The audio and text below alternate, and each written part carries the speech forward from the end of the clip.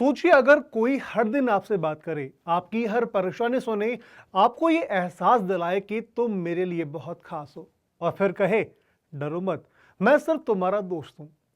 तो क्या आप उस पर शक करेंगे? शायद नहीं।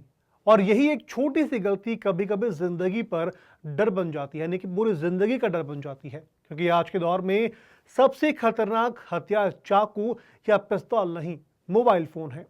एक क्लिक, एक फ्रेंड रिक्वेस्ट और फिर शुरू होता है एक ऐसा खेल जिसका अंत कई बार बर्बादी होता है।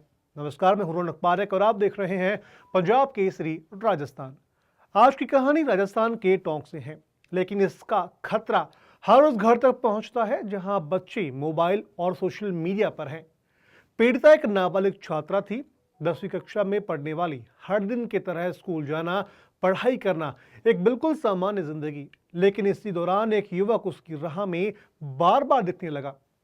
पहले नजरें, फिर पीछा, फिर रास्ता रोकना और फिर इंस्टाग्राम पर एक फ्रेंड रिक्वेस्ट। नाम फिरोज। उसने खुद को अविवाहित बताया, कहा मैं बहुत अकेला हूं, मुझे कोई समझने वाला चाहिए। धीरे धीरे बातचीत शुरू हुई, चैटिंग, मैसेज, फोटो। लड़की को लगा कि उसे कोई ऐसा इंसान मिल गया हो जो उसे समझता है। लेकिन यह भरोसा असल में एक जाल था। कुछ दिनों बाद बातों का लहजा बदलने लगा। एक मैसेज सिर्फ बातें नहीं थे, अब वो धमकियां बन चुके थे। अगर जवाब नहीं दिया तो सब वायरल हो जाएगा, किसी को बताया तो जिंदगी बर्बाद हो जाएगी। हर नोटिफिकेशन उस बच्ची के दिल की धड़कन तेज कर देता था। डर, शर्म और खामोशी, यहीं से शुरू हुआ डर का असली खेल। फिरोज अकेला नहीं था, उसके साथ उसके दो दोस्त भी थे। तीनों की प्लानिंग साफ थी, डर दिखाओ, ब्लैकमेल करो और काबू में रखो। फिर आता है वो दिन, एक फोन कॉल, कहा जाता है मिलना है। नहीं आए तो सब वायरल।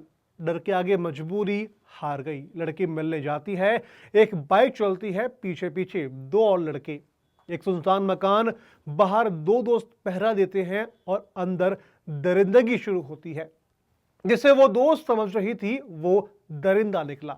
घटना के बाद फिर वही चेतावनी, किसी को बताया तो चैन से जीने नहीं दूंगा। जांच में एक और चौंकाने वाला सामने आया खुलासा। जिस युवक ने खुद को अविवाहित बताया था वो शादीशुदा निकला और उसकी पत्नी गर्भवती है। एक तरफ घर की जिम्मेदारी और दूसरी तरफ एक मासूम बच्चे की जिंदगी से खिलवाड़। लेकिन डर हर बार नहीं जीतता। एक दिन लड़की ने हिम्मत की, अपनी मां को सब कुछ बता दिया। मां ने चुप्पी नहीं सुनी, कानून चुना। 19 दिसंबर को कोतवाली थाने में पोस्को एक्ट के तहत मामला दर्ज हुआ। डीएसपी मृत्युंजय मिश्रा के नेतृत्व में पुलिस ने सीसीटीवी, टेक्निकल सबूत और पारंपरिक पुलिसिंग के जरिए तीनों आरोपियों को कम समय में गिरफ्तार कर लिया। अब पुलिस इस बात की जांच कर रही है कि जिस मकान में वारदात हुई वो मकान किसका था और इस मकान मालिक क्या इस साजिश में शामिल था। ये कहानी सिर्फ टॉक की नहीं है, बल्कि ये कहानी है सोशल मीडिया पर अंधे भरोसे की।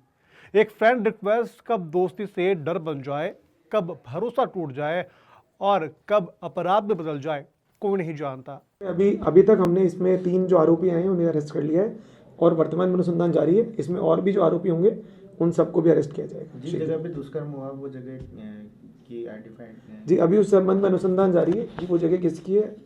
वो एक सुनसान सा मकान है जिस जगह पर ले जाकर इस बच्चे के साथ दुष्कर्म किया गया। इस संबंध में अनुसंधान जारी है कि वो मकान किसका है, वहाँ कैसे लेके गए, वहाँ पहले भी कभी लेकर गए हैं क्या, इन समस्त बिंदुओं पर अनुसंधान जारी है। फिरोज के अलावा जो गिरफ्तार हुए हैं, क्या वो सिर्फ सहयोगी है या दुष्कर्म के दार हैं?